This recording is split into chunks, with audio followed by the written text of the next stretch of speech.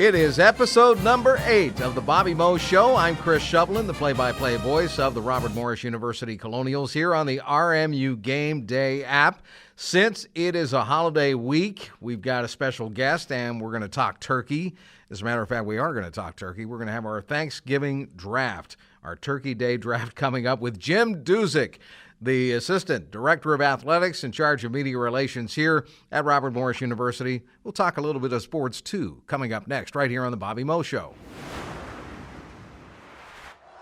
Hey, RMU basketball fans. Want to catch all the action from the UPMC Event Center live and in person? A limited number of Colonial men's and women's season tickets is still available. Only season ticket holders can have access to the full court excitement of RMU and Horizon League basketball at the UPMC Event Center. Single game tickets are not on sale at this time. For ticket information, call the RMU ticket hotline at 412-397-4949 or check it out at rmucolonials.com. The one and only Jim Duzik is my guest here on the Bobby Moe Show for this Thanksgiving week. And Duz, thanks for stopping in to the RMU radio studios and the RMU Game Day app for this.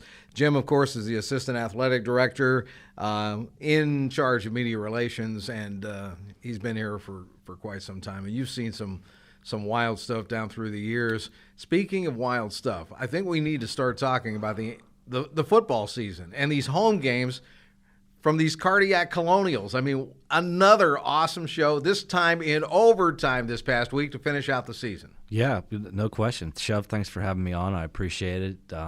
Always a pleasure to join you on the airwaves, whether they're on the radio or, via the internet these days. It seems to be the more popular way of doing stuff. I'm just, after watching that football game on Saturday, I was just – having done this as long as I have, you think you've seen everything, and then you see something you've never seen before, and that's exactly what we saw on Saturday at the end of regulation with that field goal situation with Campbell. And, I mean, I don't know if I've ever seen a play in football where there were two different flags called, on offsides, and then they get 5 yards closer, and then there's the face mask, and then they go back 15 yards. And you can't tell me that didn't rattle Isaac Riffle, their kicker. I mean, it really did, especially when you got to move back 15 yards. And now you basically have a chip shot to a little bit more of a longer an attempt. But to be honest with you, I thought he still was going to nail it because he hit a 47-yard field goal at the end of the first half that tied the game up. And I'm like, well, he certainly has shown he has the distance. And he was also kicking from the same direction, too, because I had noticed that wind was kind of behind his back, and that probably aided that 47-yard field goal, but he just completely missed it. And then to do it again in overtime, I mean, you talk about, goalies and hockey and the mental aspect of it. And I think that's the way it is for kickers, too. So that's exactly what we were talking about on the broadcast as well, on ESPN Plus and on the RMU Game Day app, was like kickers and goalies are almost of the same pressing, if you will. Correct. And, I felt bad for the guy because the thing is he came into the game, he was only 2 of 11 on the season. He nails that 47-yarder, and I'm thinking to myself, oh, man, this guy's – he has a toe. Right. And then at the end of the game, on the penalties – he nailed the first 2, and then the third one went wide left. Yep. I feel for the guy. Yeah, I mean, we've all been there on either side of it. As a football fan, I know Coach Clark would hate for me to say this, but growing up, I was a Florida State fan. So I mean, yeah, exactly. But I've lived through the wide rights, with Coach Bowden and their instant classics against Miami down through the years. But you feel for kickers because, unfortunately there's a winner and there's a loser. And, for our guys, I was just impressed with their perseverance and their resiliency all year really at home. You certainly look at the fact that, George Martin, our quarterback, really did a nice job of kind of rallying those guys and coming from behind to win games. And I certainly hope that they take that confidence into the offseason and look forward to, next fall when now we know what to expect when it comes to the Big South, I think, and I know Coach Clark is probably excited about that. Now we lose a lot of guys. I mean, we had 30 plus seniors walking on Saturday, and there's some pretty big pieces of the puzzle there, but especially Soupy. I mean, that guy, holy cow, what an athlete, what a ball player. But I have trust in Coach Clark that he's going to be able to fill those gaps and be competitive again, in the Big South. And you see two teams that are leaving that conference in Kennesaw State and North Alabama because they're joining the A-Sun. So to me, the conference is wide open. I think another year under their belt, and they just got to learn to win on the road. That's the last piece of the puzzle usually. Yeah, and they haven't been able to, but they'll figure that out as well. I totally agree with you what you're saying about football and about Coach Clark, and I think what we saw this year was the Colonials proved that they can play in that league, and they'll continue to prove that as time goes on. I just want to throw a couple more names out there before we switch to basketball.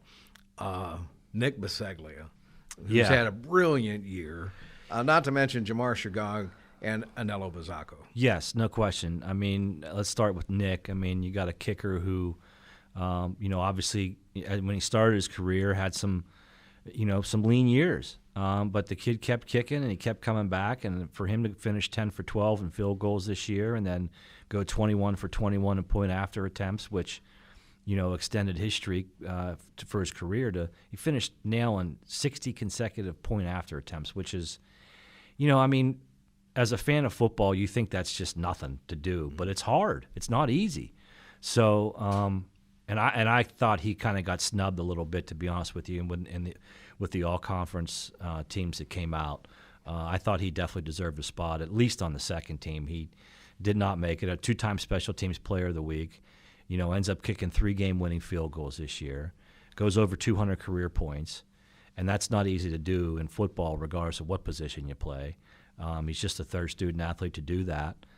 Jeff Carlo, of course, probably the best kicker we've ever had, and scored 250 points in his career. And then, obviously, the late, great Tim Hall, with 208 points in his 2 years at Robert Morris, which at the time was RMC. And Nick finishes with 203. So you give him a hat tip because he deserves it. Just a brilliant season and a brilliant career. Yeah. Those two linebackers, too. Yeah, it's funny. I mean, Buzz, as they call him, he's just had such a fantastic season. I know he kind of played hurt. Yeah. He didn't get postseason honors either. And, that's probably because Jamar got the votes that Buzz would normally get. But, I would bet that if you were to talk to Buzz, he would probably say that he probably took Jamar underneath his wing. And, because Jamar finished second in tackles for us last season in that shortened spring campaign that we had.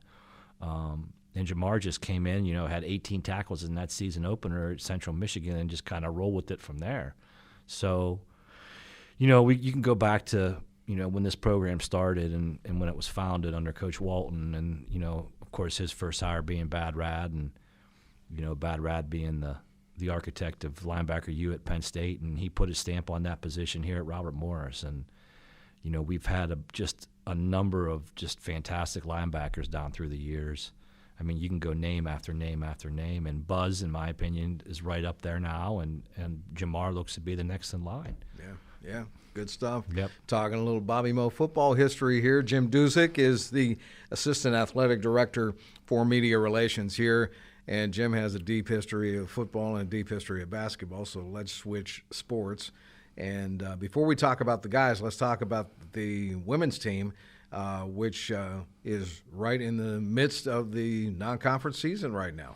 Yeah, you look at the women's basketball squad, we had our home opener, about a week and a half ago, and, I know Coach B was probably a little bit disappointed in how that game ended up, playing itself out, but I definitely see some bright spots with that program. I know the jump to the Horizon League is not an easy one. I think that was proven last year, despite everything that the kids, I think, had to go through. Not only the kids, but the coaches, too, with, the protocols for, COVID-19. And, Sol Castro is right in the middle of all that right there, yeah. Chris.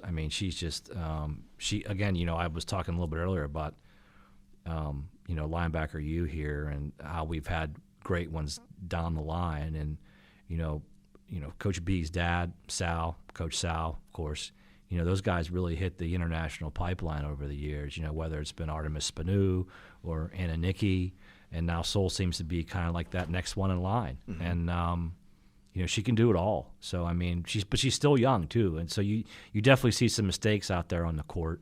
And, you know, I know Coach Sal has mentioned to me that when I saw him last week that, you know, she needs to learn how to play with the foul, which is, you know, but that's part of the growing process, I think, right, for student athletes, especially for those that are so young. And but she's going to be exciting to watch, I think, you know, over the next couple of years. And you know, they went on the road last week and opened up Horizon League play, and they split. You know, they got the win at Detroit, and unfortunately they lost on Saturday to Oakland. But, you know, and now they get back to non-conference action today when they host Morehead State. But, you know, we'll see how it plays out. I mean, I'm excited to watch them. I mean, they've always been competitive. Mm-hmm. And, you know, another great group of kids. And, you know, Coach B has kind of kept that train rolling with women's basketball. And, again, you know, it's a step up with the Horizon League. But I think both Coach B and then, you know, Coach Toole, they're up to the challenge of that. There's no question. Yep.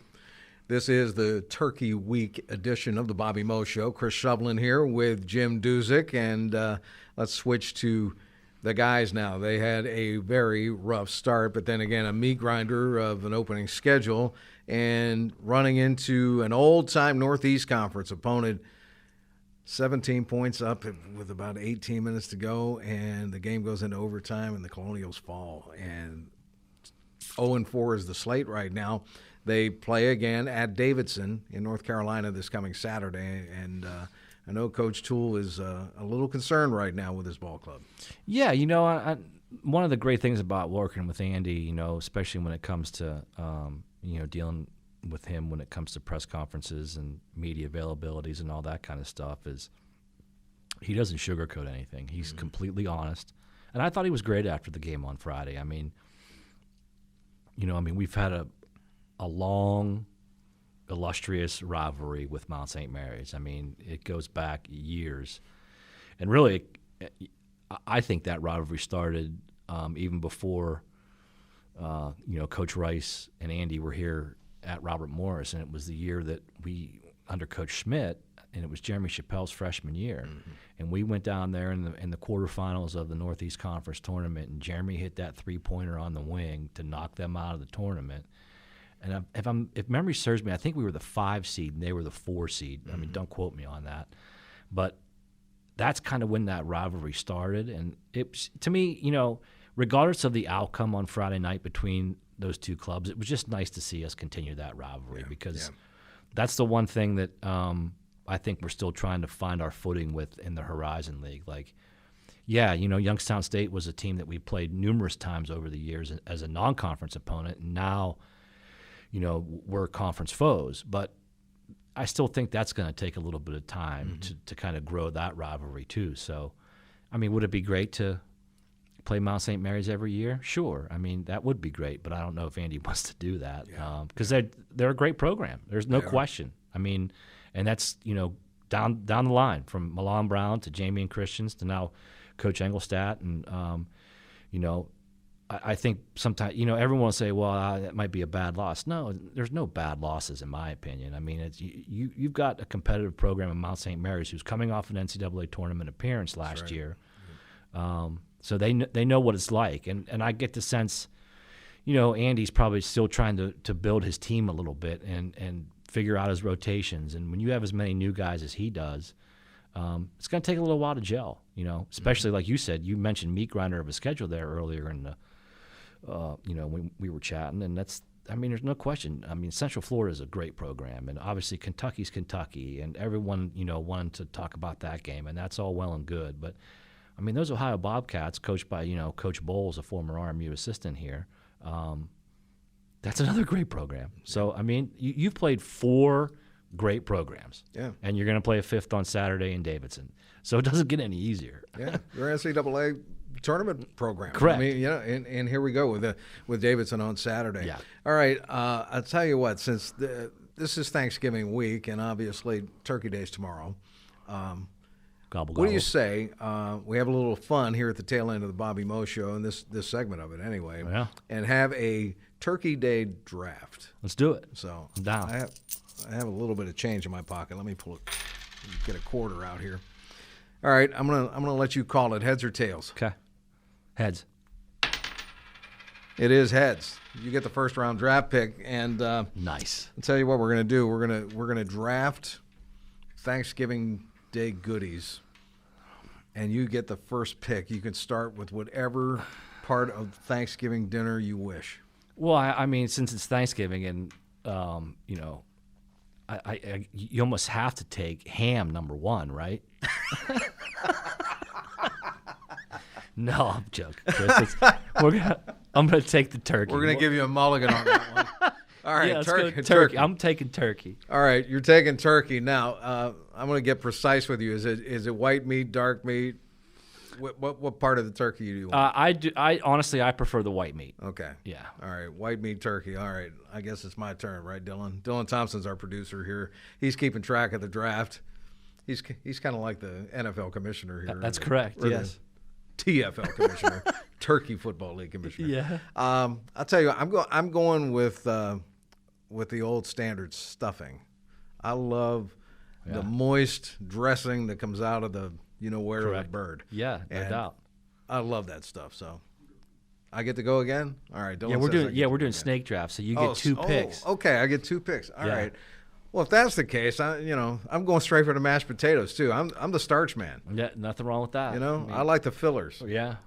So all right. You have turkey, and I've taken stuffing and mashed potatoes. And you're up. All right. Well, I mean, you obviously have to have a vegetable when it comes to a Thanksgiving dinner, and at least in my family, it's always been green beans. And not only has it been green beans, it's been a green bean casserole. So I'm gonna you're talking about starch there. So I'm gonna go with the green bean casserole for my second pick. Okay. All right. And I get the third, I get another pick now too. So this is pick overall number 5. Yeah. Okay. I'm gonna stick with the vegetables, and I'm gonna pull one that maybe Shove might not know.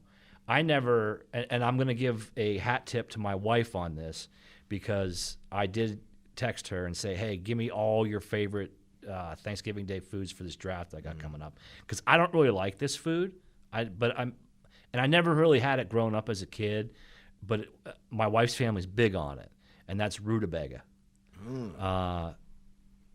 You got to put salt on it, because I think it has kind of a bland taste. Okay. But every Thanksgiving in which I've gone to, either my mother-in-law's, she is now passed, God rest her soul, or my wife's uncle, rutabaga has always been featured at Thanksgiving. And I swear, it's really the only time of year we have it, which I'm fine with. All right, Dylan, how many picks do I get there? 1 or 2? I get 2. All right. Again, Dylan Thompson, he's keeping track of the draft. Yes, he is.